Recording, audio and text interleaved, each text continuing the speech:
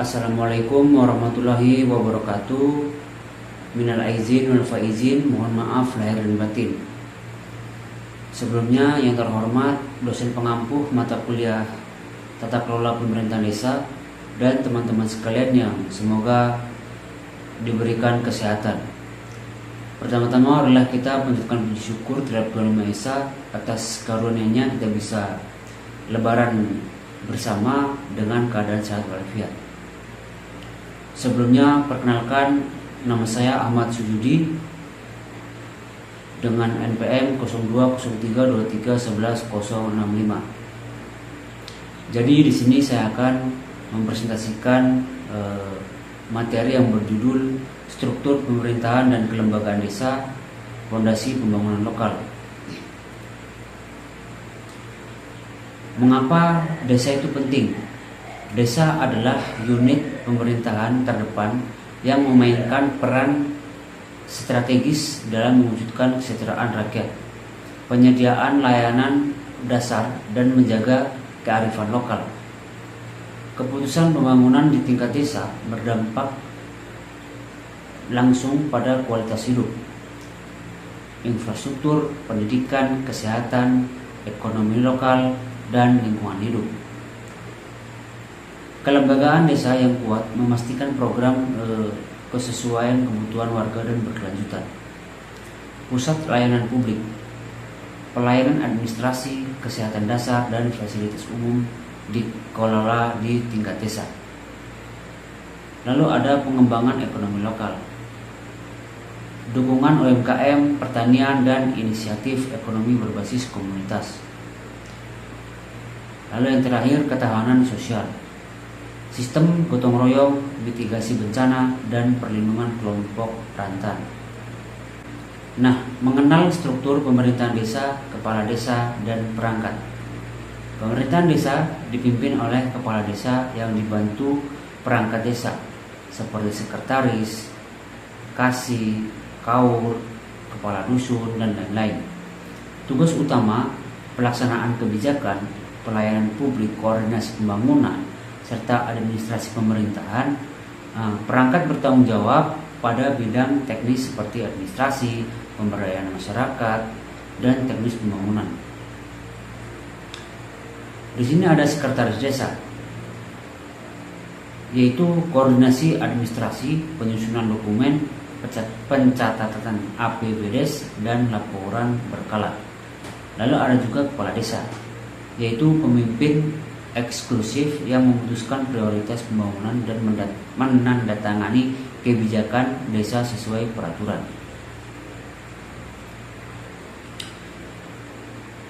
Lalu peran Badan Permusyawaratan Desa atau BPD dalam pengawasan.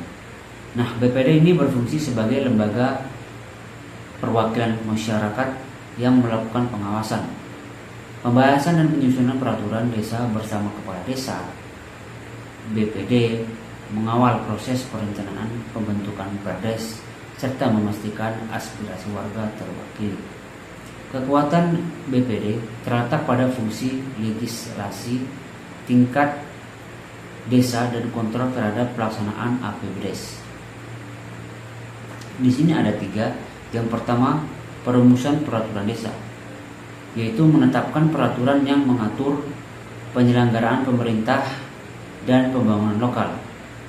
Lalu yang kedua, pengawasan anggaran, memeriksa kesesuaian realisasi belanja dengan APBDes dan rekomendasi perbaikan. Lalu yang terakhir ada representasi warga, yaitu menyerap aspirasi masyarakat melalui rapat-rapat dan masyarakat desa.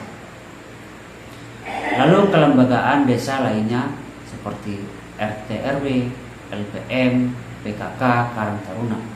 Selain pemerintah formal, kelembagaan desa memegang peran operasional. RT RW mengelola urusan mikro dan koordinasi warga. LPM atau lembaga pemberdayaan masyarakat memfasilitasi partisipasi. PKK berfokus pada kesejahteraan keluarga, dan Karang Taruna bergerak di bidang kepemudaan serta kegiatan sosial ekonomi. Nah, di sini ada 3. Yang pertama, RT RW. yaitu unit administrasi terdepan untuk pelayanan warga, penertiban sosial, dan koordinasi bantuan. Lalu yang kedua ada PKK, Program Kesejahteraan Keluarga, Kesehatan Ibu, Anak, Gizi, dan Pemberdayaan Ekonomi Rumah Tangga. Lalu yang terakhir Karang Taruna, inisiator kegiatan kepemudaan, pelatihan keterampilan, dan inisiatif wirausaha lokal.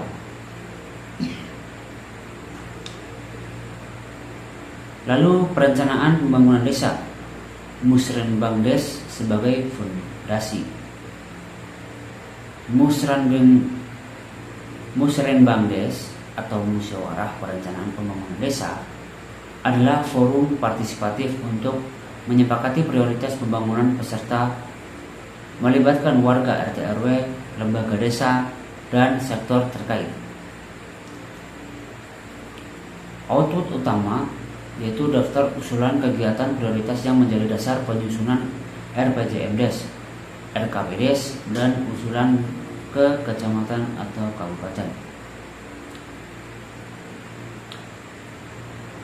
Di sini ada college aspiration, ada village forum, ada aset prioritas, ada approve RKPDes. Nah, diagram menunjukkan alur dari pengumpulan aspirasi warga menuju menetapkan prioritas dan pengesahan RKPDes, kunci agar program selaras kebutuhan nyata masyarakat. Lalu program penyusunan RPJMDes dan RKPDes. RPJMDes atau Rencana Pembangunan Jangka Menengah Desa menetapkan arah pembangunan 6 tahun. RKPDes atau Rencana Kerja Pemerintahan Desa adalah rencana tahunan berdasarkan RPJMDes. Proses melibatkan evaluasi RPJMDes sebelumnya, musyawarah antar lembaga, analisis kebutuhan, dan penetapan indikator kinerja kegiatan. Ketertiban publik dan dokumentasi yang rinci meningkatkan legitimasi dan berkelanjutan program. Lalu di sini ada 3, yaitu analisis. Yang pertama analisis kebutuhan, yaitu verifikasi data dasar desa, masalah utama dan potensi lokal. Yang kedua musyawarah dan prioritas, yaitu Musrenbangdes menyepakati prioritas berdasarkan aspirasi dan sumber daya.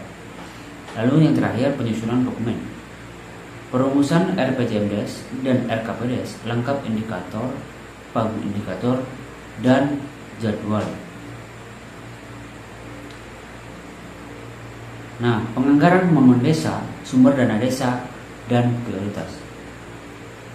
Anggaran desa bersumber dari dana desa atau DD, alokasi dana desa atau ADD,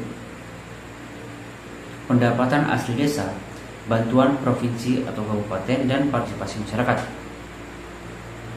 Penyusunan APBDes harus mencerminkan prioritas RKPDes, alokasi untuk pelayanan dasar, infrastruktur, pemberdayaan ekonomi, serta dana cadangan untuk tanggap darurat. Prioritas ditentukan berdasarkan urgensi manfaat publik dan kemampuan operasional desa. Di sini ada 3.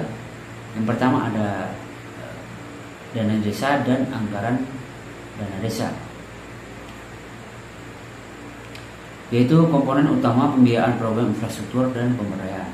Yang kedua pendapatan desa, retribusi, iuran, dan hasil usaha desa untuk menambah fleksibilitas anggaran. Lalu yang terakhir bantuan dan partisipasi, skema matching funds, swadaya masyarakat, dan donasi untuk proyek prioritas. Nah, lalu akuntabilitas dan transparansi dalam pengelolaan dana desa. Transparansi dicapai melalui publikasi APBDes, laporan realisasi, papan informasi desa, dan forum pertanggungjawaban akuntabilitas meliputi tata kelola kontrak, pengadaan terbuka, bukti pengeluaran, serta mekanisme pengaduan masyarakat.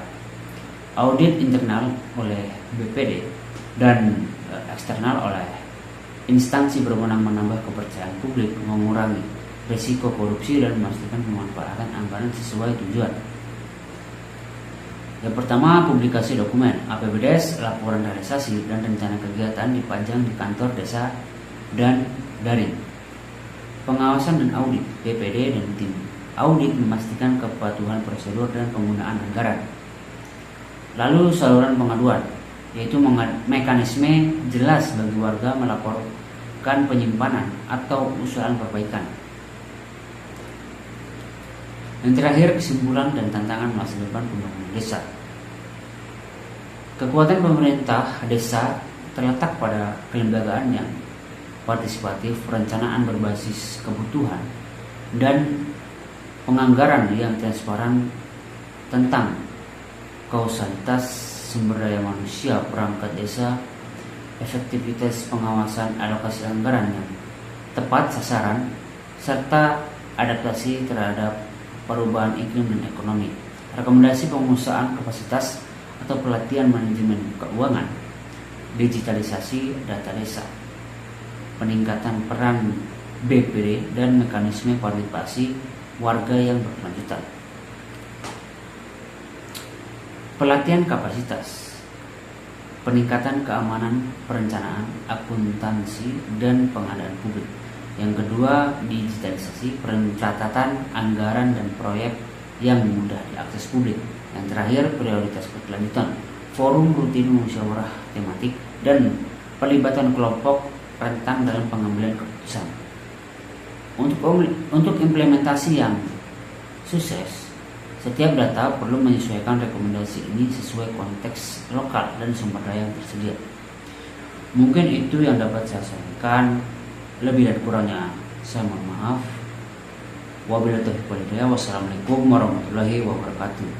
Sekali lagi, minal aizin wal faizin, mohon maaf lahir dan batin untuk dosen pengampu, minal aizin wal faizin, dan juga teman-teman semua. Saya juga minal aizin wal faizin, mohon maaf lahir dan batin. Jika ada salah, saya mohon maaf. Terima kasih.